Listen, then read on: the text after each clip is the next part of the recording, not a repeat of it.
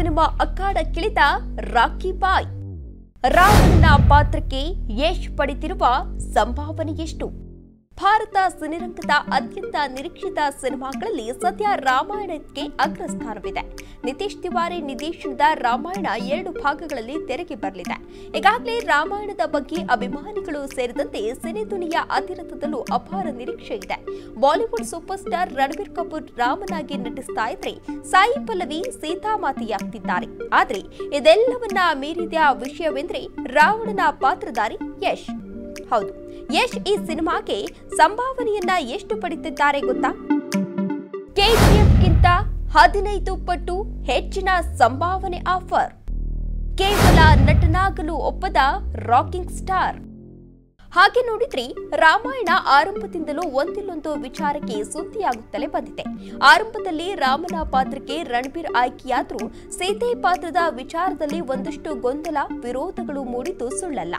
ಈ ನಡುವೆ ರಾವಣನಾಗಿ ಯಶ್ ಬಣ್ಣ ಹಚ್ಚೋದು ಪಕ್ಕ ಅಂತಿದ್ದಂತೆ ಅವರು ಈ ಪ್ರಾಜೆಕ್ಟ್ನಿಂದಲೇ ಹೊರಹೋದ್ರು ಅನ್ನೋ ಸುದ್ದಿ ಹೊರಬಿತ್ತು.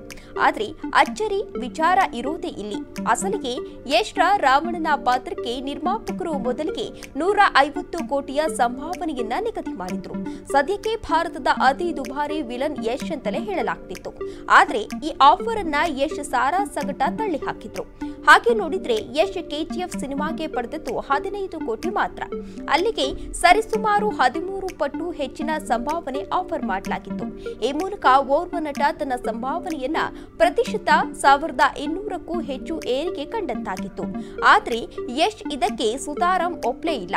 ಆಗ ನಿರ್ಮಾಪಕರು ಚಿತ್ರದ ವಿತರಣೆಯಲ್ಲಿ 50 ಕೋಟಿಯ ಲಾಭಾಂಶದ ಮತ್ತೊಂದು ಆಫರ್ ನೀಡಿದ್ರು. ಬಟ್ ಇದಕ್ಕೂ ಗೂಗ್ಲಿಂಗ್ ಬಗ್ಲಿಲ್ಲ.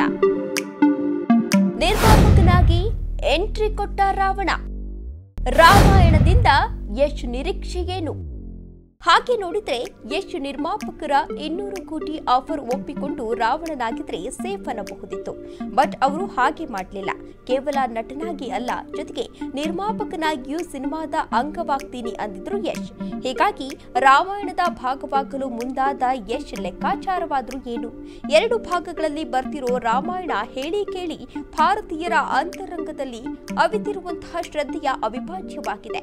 ಒಂದೊಮ್ಮೆ ಒಂದೊಂದು ಭಾಗವು 700ರಿಂದ 800 ಕೋಟಿ ಬಾಚಿಕೊಂಡ್ರು ಯಶ್ ಜೋಳಿಗೆಗೆ 500 ಕೋಟಿಗೂ ಹೆಚ್ಚು ಹಣ ಜಮೆಯಾಗಲಿದೆ. ಈ ಸ್ಮಾರ್ಟ್ ಲೆಕ್ಕಾಚಾರದಲ್ಲೇ ಯಶ್ ನಿರ್ಮಾಪಕರಾಗಲು ಮುಂದಾಗಿದ್ದು, ಒಂದೊಮ್ಮೆ ಚಿತ್ರರಂಗದ ಬಾಹುಬಲಿ ದಾಖಲೆಗಳು ಧೂಳಿಪಟವಾದ್ರೆ 1000 ಕೋಟಿಯ ಬಾಕ್ಸ್ ಆಫೀಸ್ ಕಲೆಕ್ಷನ್ ಆದ್ರೆ 2 ಭಾಗಗಳಲ್ಲಿ 2000 ಕೋಟಿ ಬಾಚಿದ ಹಾಗಾಗುತ್ತೆ. ಒಟ್ನಲ್ಲಿ ಯಶ್ ಸಂಭಾವನೆ ಇಲ್ಲದೆ ನಿರ್ಮಾಪಕರಾಗಿ 100 ಕೋಟಿ ಬಾಚುವ ಪ್ಲಾನ್ ಅನ್ನ ಮಾಡಿದ್ದಾರೆ. Special desk, Karnataka news beat, Bengaluru.